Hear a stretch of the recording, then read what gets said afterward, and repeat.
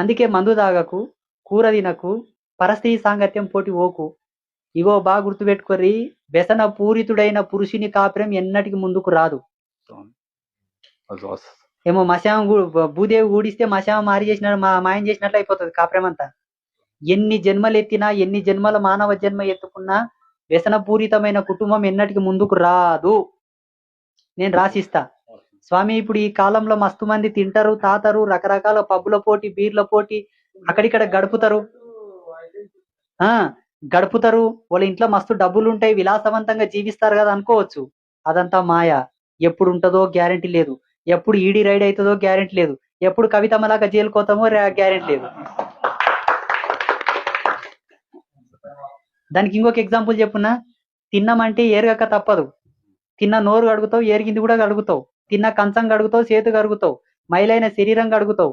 అన్ని కడిగినట్లు